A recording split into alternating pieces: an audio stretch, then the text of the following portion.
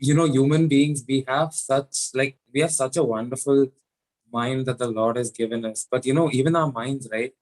80% of the thoughts that come in our minds are just all negative thoughts. All negative thoughts are just bombarded into our minds. And even of these 80%, 80% of these thoughts are just repetitive. All these negative thoughts that keeps coming to our mind day after day, day after day, day after day. And these thoughts, eventually they build our mindsets. They build these thoughts, they build our mindsets. And, that's the mindset that we are in. That's the mindset that we, like all of us have right now. But, if we are in the Word of God, if we have been nurtured well, if we have been spending our time in the Word of God, this will not be our mindset. Our mindsets won't be negative. Our mindsets will be aligned to what the Word says. Amen. I just wanted to read this one particular scripture, 2 Corinthians 10, verse 5. Casting down imagination and every high thing that exalted itself against the knowledge of God, and bringing into captivity every thought to the obedience of Christ. This is such a powerful scripture. Every thought that is against what the Word of God says about our lives should be cast down. It does not belong in our mind. It is not from God. It is not from God to, have bad finances. It is not from God to, disrupt your family. It is not from God to even for you to be sick. Amen. God doesn't want all of these things for our lives. It's all the thoughts that are coming to our minds from other sources, the things that we watch, the things that, we spend our time in. That's how these thoughts, they develop into our minds, and they form a mindset which is not according to the Word of God. These mindsets are very flawed. It leads to destruction. What's the difference between a rich person and a person, like a beggar? The only difference, I mean, they both have two hands, they both have two legs, they both have a mind. But the only difference is their mindset. The mindset that the rich man developed and the mindset that the poor man developed. The rich man had developed his mindset, as he was victorious since the beginning. Why do we call ourselves more than conquerors in Christ? Conquerors are those that, win battles. But why do we call ourselves more than conquerors? Because we've already won the battle in our minds before we even enter the battle. Amen. The battle already, is won by us before we even enter any battle. Every part of our life, the battle has already been won. That is what we confess every day. This wonderful, I just wanted to read this wonderful miracle that, the Lord had done in Mark chapter 5, verse 25.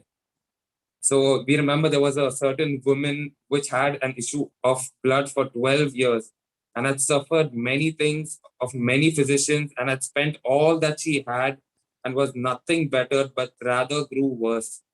But when she heard of Jesus, she came in and pressed behind and touched his garment.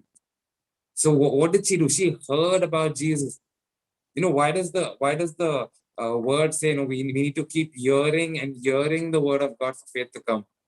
Not just hearing once.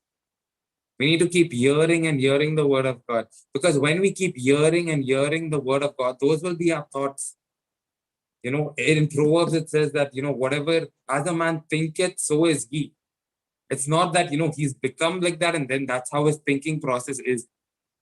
He thinks as a man thinketh, and that is how he becomes. Those are the principles of the kingdom of God. Those are the principles that, God operates in. He's given us this word, and we are supposed to read this word and, find out the principles. Proverbs, the entire book has many principles from the word of God. And it's so, like if we follow, I'm telling you, if we follow these principles from biblical principles, I'm telling you, our lives will never be the same. There will be a shift in our atmosphere. There'll be a shift in our thinking process. There was this one story, where there was a father and he had two kids, and the father was very abusive. He was an alcoholic. He was a drug addict, and he had two children. And then after 30 years, there was someone who would check the progress of these children.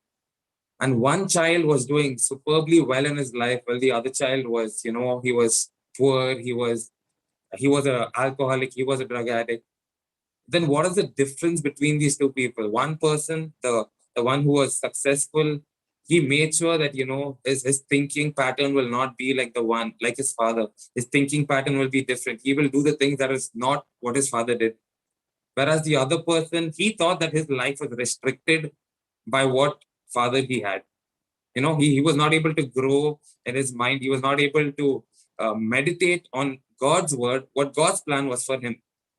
Joshua 1:8 says that we have to meditate on his word day and night, and then you will be prosperous and successful.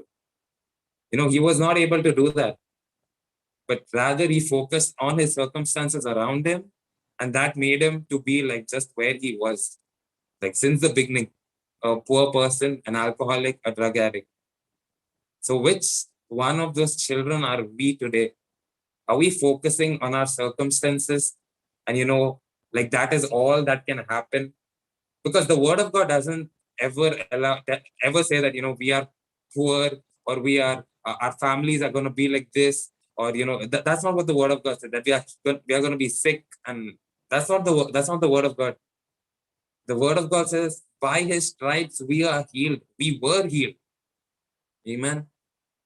So there has to be something that's wrong with us, our thinking process, our thought process. If the Holy Spirit has to work through your lives to get you to where you are, there should be a shift. Like you need to make sure that your mind is right for the Holy Spirit to work through you.